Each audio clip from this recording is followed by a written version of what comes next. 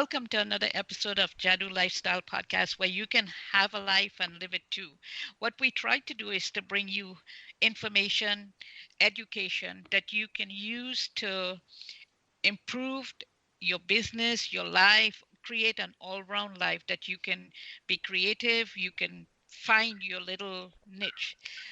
Every month we try to bring you a guest or several guests that will give us some insight into what we need to know as business owners and as generally as people to help us to become better. So today we want to welcome John Fogg, FOGG, to our podcast this morning. We want to find out what's in his brain and what he's an expert on. So welcome, John. Thank you, dear. Can you answer a question for me? It depends. Where does your name come from? Repeat the question. Where does your name come from? Tabi. Oh, Trinidad. Ah. Does it have any meaning there? My name? Yes, ma'am.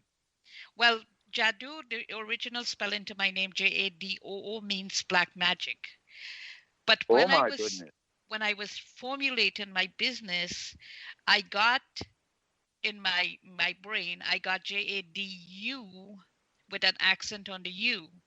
I didn't know what it meant for a long, long time, but I went with it because it was what I got internally. Unfortunately, it's pronounced the same as my last name, but I found out it means wave and movement, which is what my therapy is all about. And so it kind of fit. And the accent on the U has to do with the accent on you. Well, in America, the only reference we have to that name is Hot Tabi. So it's nice to meet you. Oh, well, thank you. Thank you. So tell us about you. No, ask me. All right. So I'll ask you. Well, here's the thing. My first experience with you was years ago. Somebody referred me. I'm a reader. I'm a voracious reader. I started reading when I was 3 years old. My mother taught me to read. And so books are my friends. In fact, I consider them my treasures. And one of your books, I remember the cover was green. It's how I got to know you first. It was an excellent book, by the way. Thank you. The Greatest Networker in the World was the name of it. That book helped me a lot. And I know you've written several books after that, have you? Yes, and Toddy, I spent a lot of my writing career, more of it writing for other people, editing, helping them write. Okay. What would you like to focus on today? The reason I contacted you to get on my podcast is because a friend of mine does some coaching with communication. And I have since gone on your Facebook page to look at some of the information that you have there. And it's very interesting information, kind of out of the box. How did you get there? Oh, Lord, that's a journey, lady. I'm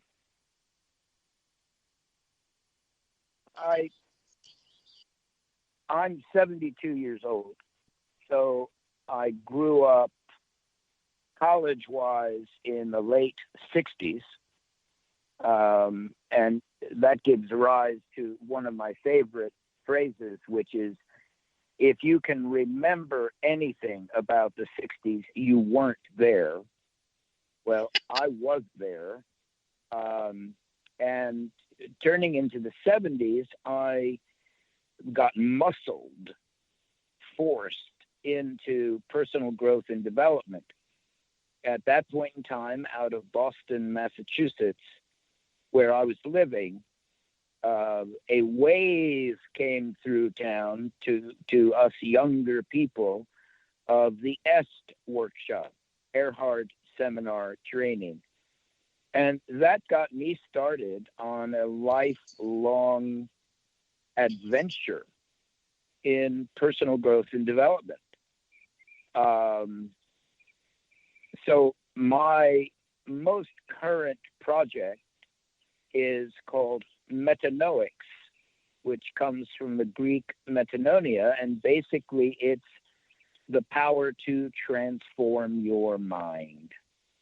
And in my life, my own evolution, and Toddy, I'm actually astonished that at 72 years old, I'm doing more studying and learning and growing personally, spiritually, than I have in my entire life. Now, if you had told me even 5 or 10 years ago that that would be true, I would have tried to be gracious, but I probably would have laughed in your face. So that's the journey that I am on. Okay. I'm not, my ability, I'm a writer and a teacher and a coach. And my teaching credentials, whatever authority I have, is the many 10,000 hours of practice and the fact that I'm such a student. I spend about 2 hours a day on my own growth and development as a human being. And so my work is, I can't help myself. You know, people say that sometimes things go in one ear and out the other. Well, with me, they go in both ears and come out my mouth. Yes, that happens.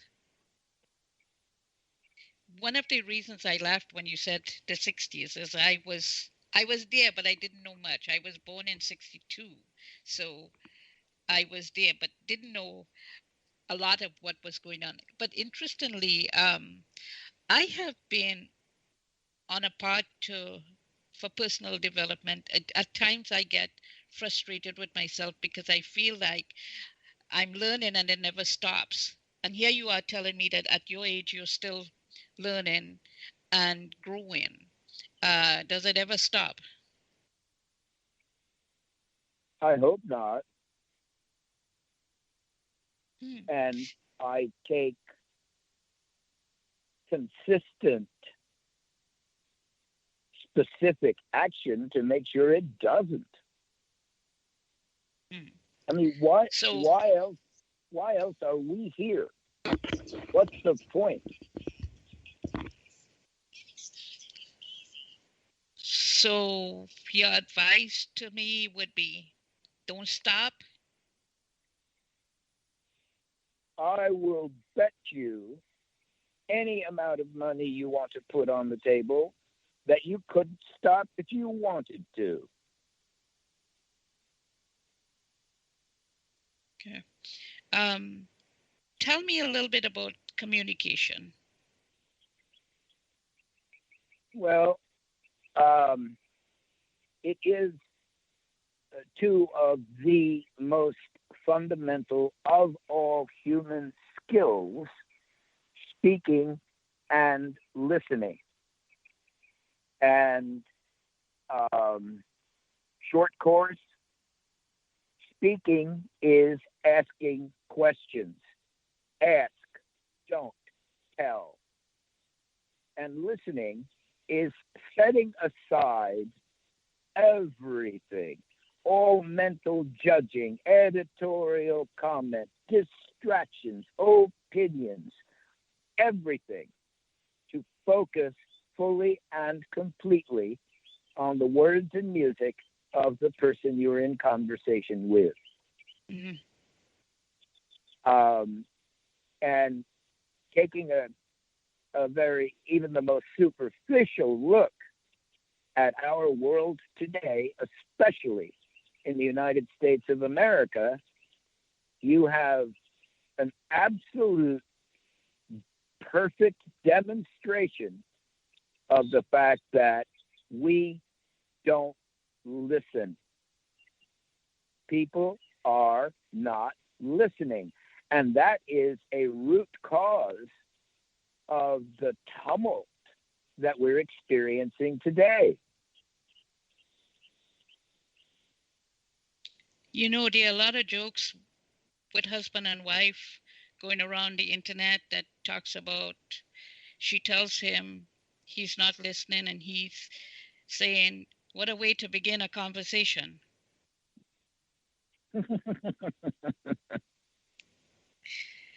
So we've been kind of programmed that the men don't listen. And of course, we women supposedly talk 2 times the amount that men do. So where's the equal, though, the divide there? Well, I wrote a little book.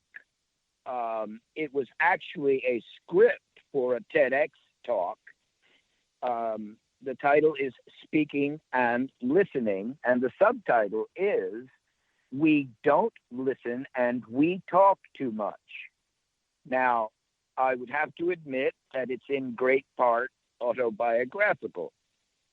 And it's crazy because for over 25 years, I have studied and taught from the stage around the world, speaking and listening.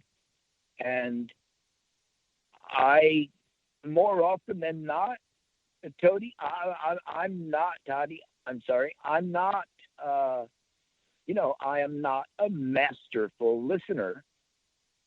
And I tend not to ask people as many questions and talk too much about myself. And I've been trained. It's been part of my profession, part of my work. And so what about people without that kind of education, without that kind of experience, which is 99.979% of the people in the world? It's a real fundamental challenge.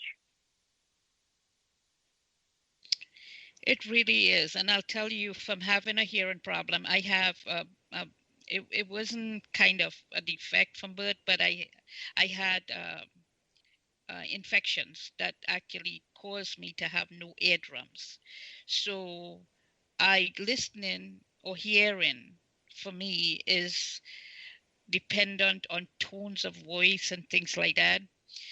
Hearing aids don't help. So it's very, I could identify with people who are told maybe that they don't listen.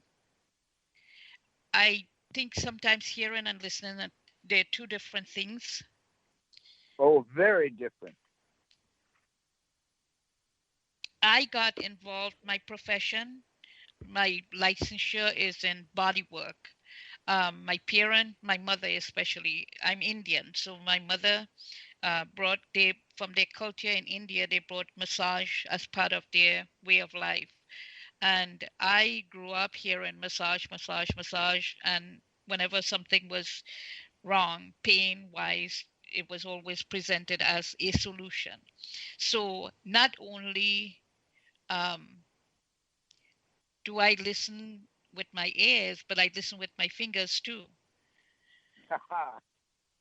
I can't tell you how many stories I've gotten over the years because of where I touched and how I touched. So I have developed a technique that helps people get out of pain, and it requires talking on their part as well as on